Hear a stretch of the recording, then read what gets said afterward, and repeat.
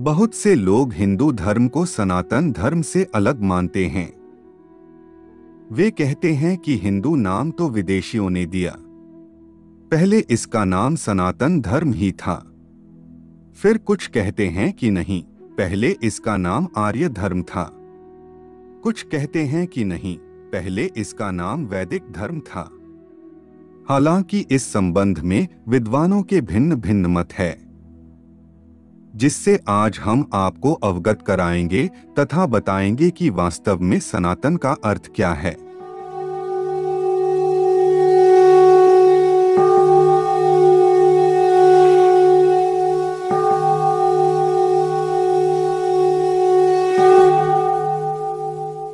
सनातन धर्म, जिसे हिंदू धर्म अथवा वैदिक धर्म भी कहा जाता है, और यह 1,96,58,03,110 वर्ष का इतिहास है।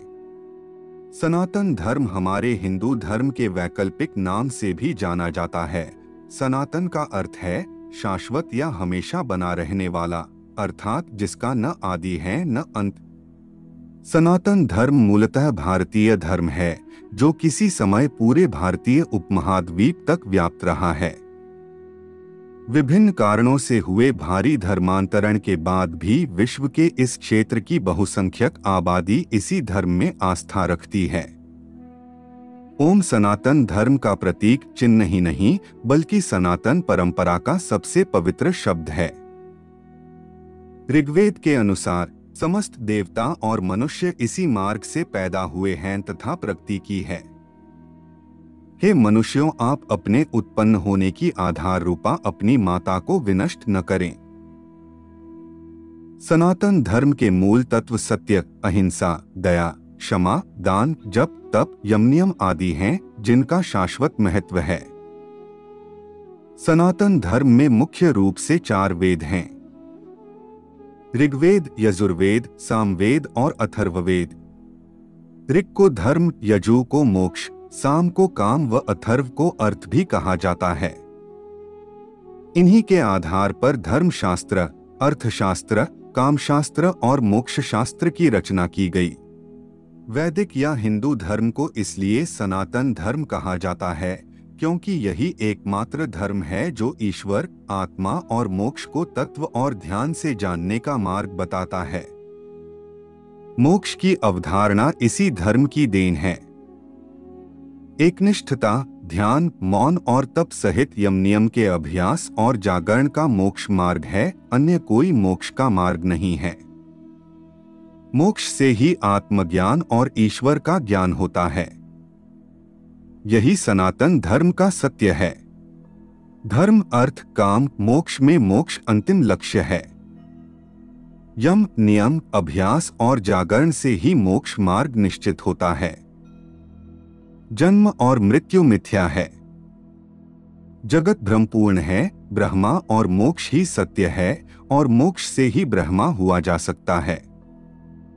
इसके अलावा स्वयं के अस्तित्व को पूर्ण करने का कोई उपाय नहीं।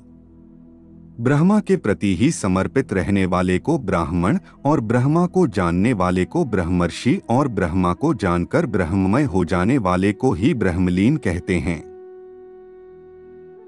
अस्तोमा सद्गमय, तमसोमा ज्योतिर्गमय, मृत्योर्मा अमृतंगमय। इसका भावार्थ है, जो लोग उस परम तत्व पर ब्रह्म परमेश्वर को नहीं मानते हैं, वे असत्य में गिरते हैं। असत्य से मृत्यु काल में अनंत अंधकार में पड़ते हैं। उनके जीवन की गाथा भ्रम और भटकाव की ही गाथा सिद्ध होती है। वे कभी अमृतत्व को प्राप्त नहीं होते। मृत्यु आए इससे पहले ही सनातन धर्म के सत्य मार्ग पर आ जाने में ही भलाई है। अन्यथा अनंत योनियों में भटकने के बाद प्रलयकाल के अंधकार में पड़े रहना पड़ता है। सनातन धर्म के सत्य को जन्म देने वाले अलग अलग काल में अनेक ऋषि हुए हैं। उक्त ऋषियों को दृष्टा कहा जाता है, अर्थात जिन्होंने सत्य को जैसा देखा वैसा कहा। इसीलिए सभी ऋषियों की बातों में एकरूपता है। जो उक्त ऋषियों की बातों को नहीं समझ पाते वही उसमें भेद करते हैं। भेद भाषाओं में होता है, अनुवादकों में होता है, संस्कृतियों में होता है, परंपराओं में होता है, सिद्धांतों में होता है, लेकिन सत्य में नहीं। हिंदू धर्म के अनुसार पुराणों की कुल संख्या 18 बताई गई है। इसमें ब्रह्मा, विष्णु और महेश का वर्णन किया गया है। त्रिदेव में प्रत्येक को 6-6 पुराण समर्पित किए गए हैं। इनका संकलन महर्षि वेदव्यास जी ने देववाणी संस्कृत में किया है। सभी पुराणों के नाम इस प्रकार हैं: ब्रह्मा पुराण, पद्म पुराण, विष्णु पुराण, वायु पुराण, भागवत पुराण, नारद पुराण, मार्कंडेय पुराण, अग्नि पुराण, भविष्य पुराण, ब्रह्मवैवर्त पुराण, लिंग पुराण, वाराह पुराण, स्कंद पुराण, वामन पुराण, कुर्मा पुराण, मत्स्य पुराण, गरुड़ पुराण और ब्रह्मांड पुराण।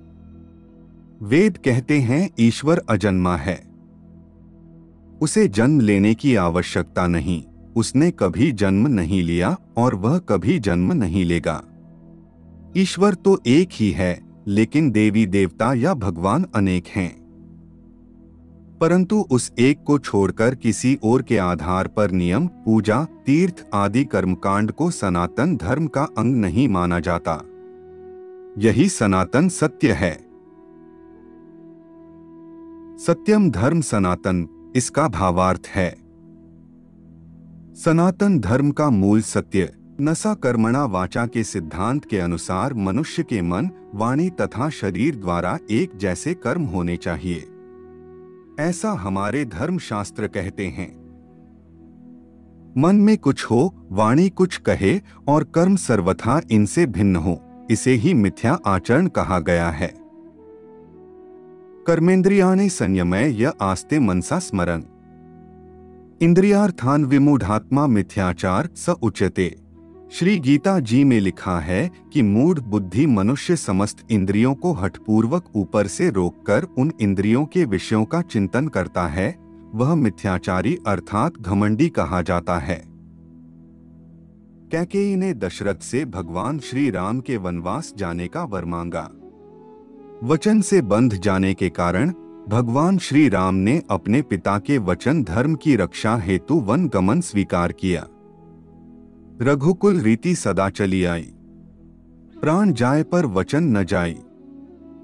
हमारे धर्म शास्त्रों में वचन धर्म को अत्यधिक महत्व दिया गया है। इसी में धर्म का मर्म एवं शास्त्र मर्यादा के पालन का रहस्य छुपा हुआ है। जब स्वयंवर में अर्जुन ने द्रौपदी को प्राप्त किया और वे सब भाइयों सहित जब अपनी माता कुंती के समक्ष पहुँचे, तब भूलवश कुंती के मुख से यह निकल गया कि तुम उपहार स्वरूप जो कुछ भी लाए हो उसे आपस में बांट लो। वास्तव में यह पूर्व जन्म में भगवान शिव द्वारा द्रौपदी को दिए वर का परिणाम था कि उसने भगवान शिव से सर्वगुण संपन्न पति के लिए 5 बार प्रार्थना की। तब भगवान शिव के वरदान के प्रभाव से उसे 5 पति प्राप्त हुए। पांडव सदैव कर्तव्य धर्म का पालन करते थे। उन्होंने अपनी माता के वचन धर्म की रक्षा की। मनुष्य का यह स्वभाव रहा है कि वह परिस्थितियों को अपने प्रतिकूल देखकर अपने ही वचनों से मुंह फेर लेता है, लेकिन जो धर्मपरायण मनुष्य होते हैं वे मन, वाणी और शरीर द्वारा एक जैसे होते हैं। सत्यवादी राजा हरीशचंद्र को केवल एक स्वप्न आया कि उन्होंने अपना राजपाट महर्षि विश्वामित्र को दान दे दिया है। प्रातः काल होते ही सत्य में ही उन्होंने अपना संपूर्ण राज्य महर्षि विश्वामित्र को दे दिया। अपने वचनों से मुंह मोड़ लेने पर न केवल मनुष्य की गरिमा एवं प्रतिष्ठा कम होती है, बल्कि उसकी विश्वसनीयता पर भी प्रश्न चिन्ह लग जाता है। उपरोक्त प्रसंगों पर उतर पाना आधुनिक समय में किसी के लिए भी संभव नहीं है, परंतु मनुष्य को इतना प्रयास अवश्य करना चाहिए कि वह अपने वचनों की मर्यादा का मान रखे। जैसे कि भीष्म पितामह ने आजीवन ब्रह्मचर्य का व्रत रखा और वह अपने इस व्रत पर अटल रहे। वचन धर्म पालन और उसकी रक्षा के अनेकानेक वृतांत हमारे धर्म ग्रंथों में हैं। शरणागत की रक्षा हेतु वचन इत्यादि दृष्टांत प्राप्त होते हैं।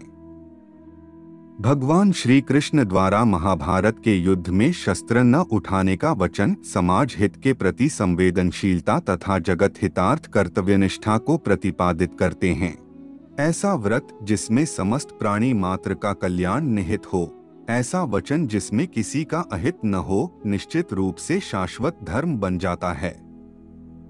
सत्य धर्म सनातन धर्म का मूल ही सत्य है।